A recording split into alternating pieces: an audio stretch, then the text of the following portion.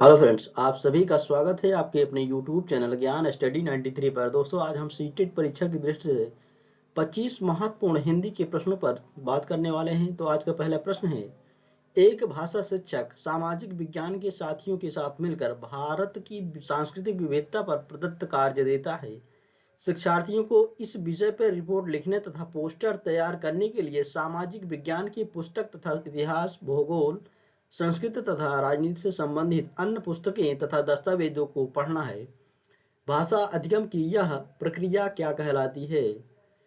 तो सामाजिक विज्ञान में भाषा, सामाजिक विज्ञान का प्रदत्त कार्य, समूची पाठचर्या में भाषा, भाषा लेखन का विकास। इसका सही ऑप्शन है ऑप्शन सी, समूची पाठचर्या में भाषा।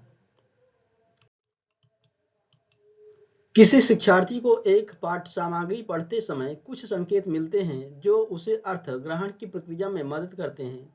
यह किस रूप में जाना जाता है? सरसरी दृष्टि से पढ़ना, बारीकी से पढ़ना, अर्थगत संकेत या सूत्रात्मक संकेत। इसका सही ऑप्शन है ऑप्शन सी, अर्थगत संकेत। निम्नलिखित में से कौन सा भाषा आकलन के बारे में सही है? शिक्षार्थियों की उपलब्धि, शिक्षार्थियों के व्याकरणिक ज्ञान का आकलन करना, यह पता करना कि शिक्षार्थियों को क्या नहीं आता है, शिक्षार्थियों की भाषाई निपुणता का आकलन। इसका सही ऑप्शन है ऑप्शन डी, शिक्षार्थियों की भाषाई निपुणता का आकलन करना भाषा आकलन के बारे में सही कथन है। तो सही ऑप्शन है डी, वह कार्य जो शिक्षार्थियों को शब्दों की आकृतियों से जोड़ने, अर्थ निकालने तथा प्रयोग करने में सहायता करता है। व्याकरण सीखने में संप्रेषणात्मक कार्य है। अर्थ ग्रहण करने के लिए भाषा सीखने का कार्य है। व्याकरण सीखने के लिए संरचनात्मक कार्य है या कार्य विधिक व्याकरण सीखना है। इसका सही ऑप्शन है ऑप्शन ए, व्याकरण सीखने में संप्रेषणात्मक कार्य है। स्किनर के अनुसार भाषा का विषय है सृजन का, अनुकरण का, वाद विवाद का या डी, लिपि का। इसका सही ऑप्शन है ऑप्शन बी, अनुकरण का। स्किनर के अनुसार भाषा अनुकरण का विषय है। प्रश्न पत्र बनाते समय इस बात का ध्यान रखना चाहिए कि कक्षा में औसत स्तर के बच्चे हैं, सभी स्तर के बच्चे हैं, बच्चे अधिक अंक ला सकें, बच्चे सरलता से प्रश्न पत्र हल कर सकें। इसका सही ऑप्शन है ऑप्शन बी, सभी स्तर के बच्चे हैं। प्रश्न पत्र बनाते समय इस बात का ध्यान अवश्य रखना जाना चाहिए कि कक्षा में सभी स्तर के बच्चे हैं। रोहित लिखते समय जगह जगह अनुस्वार का गलत प्रयोग करता है, इसके लिए उसे दंडित करना चाहिए, उस पर ध्यान नहीं देना चाहिए, उसके कारणों का पता लगाना चाहिए, उसके माता पिता से उसकी शिकायत करनी चाहिए। इसका सही ऑप्शन है ऑप्शन सी, उसके कारणों का पता लगाना चाहिए कि रोहित लिखते समय अनुस्वार का गलत प्रयोग क्यों कर रहा है। भाषा शिक्षक के रूप में आपका प्रथम दायित्व है बच्चे मानक हिंदी का प्रयोग करें, बच्चे भाषा प्रयोग में रुचि लें, बच्चे अपनी भाषा का ही प्रयोग करें, बच्चे सुंदर अक्षर में लिख सकें। इसका सही ऑप्शन है ऑप्शन बी, बच्चे भाषा प्रयोग में रुचि लें। भाषा शिक्षक के रूप में आपका पहला दायित्व होना चाहिए कि बच्चे अब भाषा प्रयोग में रुचि लें। राष्ट्रीय शिक्षा नीति 2020 में विदेशी भाषाओं जैसे कोरियन, जापानी, थाई, फ्रेंच, जर्मन, पुर्तगाली और रूसी के अध्ययन के रूप में अनुशंसा की गई है। त्रिभाषा सूत्र के अंग के रूप में, अतिरिक्त भाषाओं के रूप में, कौशल विकास के अंग के रूप में, व्यावसायिक पाठ्यक्रमों के अंग के रूप में।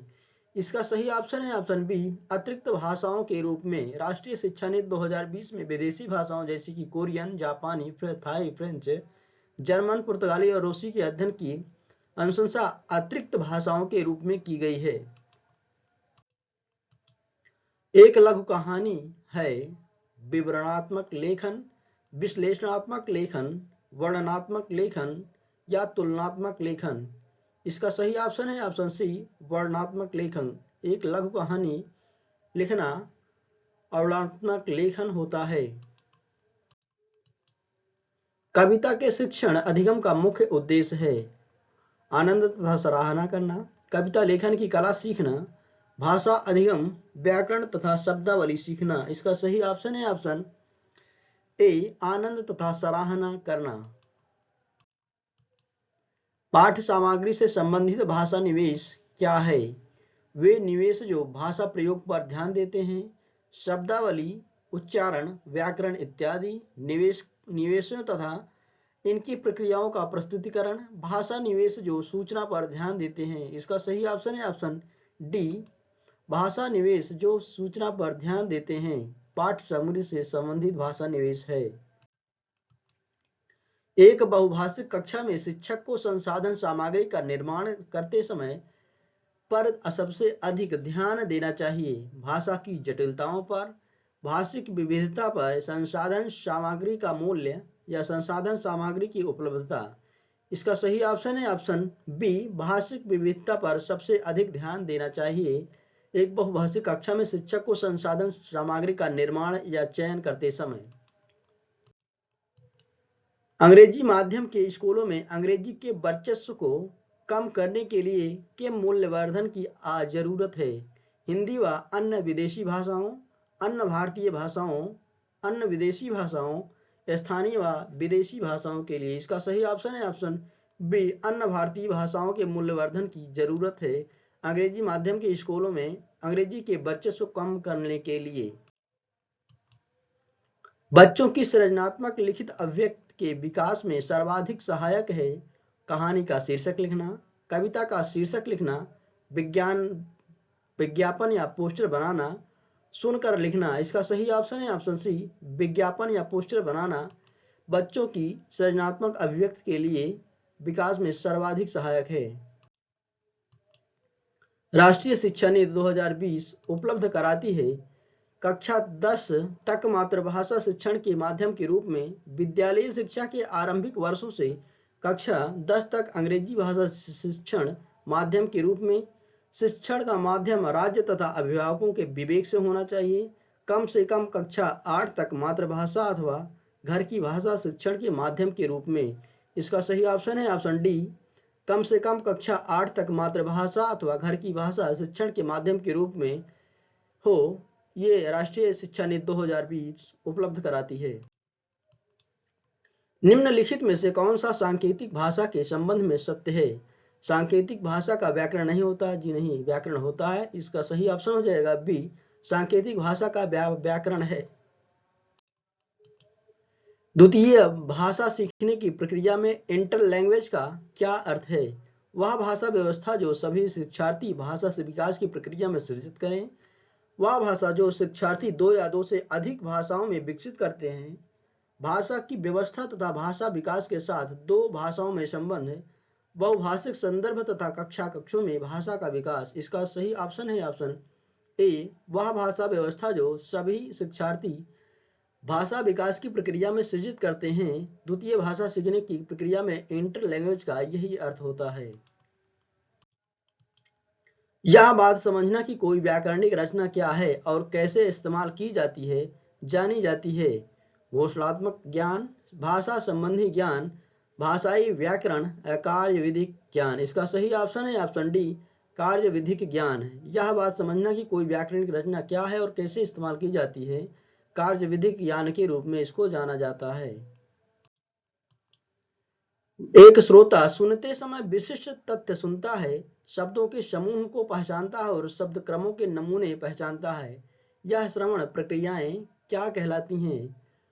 ऊर्ध्वमुखी प्रक्रिया, अधोमुखी प्रक्रिया, निष्कर्ष निकालने की प्रक्रिया या रेखीय प्रक्रिया। इसका सही ऑप्शन है ऑप्शन ए, ऊर्ध्वमुखी प्रक्रिया। लेखन के विभिन्न चरणों से गुजरते हुए लिखना सीखने को कहते हैं। लिखने का प्रक्रिया उपागम, लिखने का उत्पाद उपागम, विश्लेषणात्मक लेखन या रचनात्मक लेखन। इसका सही ऑप्शन है ऑप्शन ए, लिखने का प्रक्रिया उपागम। प्रामाणिक सामग्रियां हैं पाठ्यपुस्तक लेखकों द्वारा विकसित की गई कोई भी पठन सामग्री या बनावटी भाषा तथा संदर्भ में विकसित अथवा लिखित कोई पठन सामग्री, शब्द, वीडियो अथवा वस्तु। साहित्यिक लेखकों तथा कवियों द्वारा लिखी गई कोई रचनात्मक पठन सामग्री या डी, प्राकृतिक भाषा तथा संदर्भ में लिखी गई कोई पठन सामग्री, श्रव्य वीडियो अथवा वस्तु। इसका सही ऑप्शन है ऑप्शन डी, प्राकृतिक भाषा तथा संदर्भ में लिखी गई कोई पठन सामग्री श्रव्य वीडियो अथवा वस्तु प्रामाणिक सामग्रियां हैं। अंग्रेजी भाषा शिक्षण के उद्देश्य निर्धारित करते समय अध्यापक अपेक्षा नहीं करते हैं कि शिक्षार्थी विद्यालय, कक्षा, घर और समाज में अपने विचार अंग्रेजी में व्यक्त करें। अंग्रेजी में साधारण कथन बनाएं, पढ़े जा सकने वाले सही विराम चिन्हों, वर्तनी के साथ स्पष्ट अक्षरों से अंग्रेजी भाषा लिखें। किसी बात, निवेदन, शुभकामनाओं का उत्तर देने में अंग्रेजी का प्रयोग करें। इसका सही ऑप्शन हो जाएगा ऑप्शन ए, विद्यालय, कक्षा, घर और समाज में अपने विचार अंग्रेजी में व्यक्त करें। ये अंग्रेजी भाषा शिक्षण के उद्देश्य निर्धारित करते समय अपेक्षा नहीं करते हैं। कक्षा हंसी ठहाकों के बिना एक नीरस स्थान है। हल्के फुल्के ठहाके अध्यापन में बहुत मददगार हैं। उपर्युक्त कथन से निम्नांकित में से क्या इंगित होता है? रचनाशील अध्यापक की विशेषता, पढ़ने की विधि, कक्षा का वातावरण, बच्चे के स्वभाव का ज्ञान। इसका सही ऑप्शन है ऑप्शन ए, रचनाशील अध्यापक की विशेषता। श्याम अपनी मातृभाषा संथाली बहुत अच्छे से पढ़ लेता है और उसने बहुत अच्छी तरह से फ्रेंच भाषा सीख ली है। वह अब फ्रेंच भाषा में भी पढ़ लेता है। इसे क्या कहते हैं? कौशल का अंतरण, पठन का अंतरण, अधिगम अंतरण या पठन युक्ति। इसका सही ऑप्शन है ऑप्शन ए, कौशल का अंतरण। बस आज के लिए इतना है दोस्तों। Thank you so much.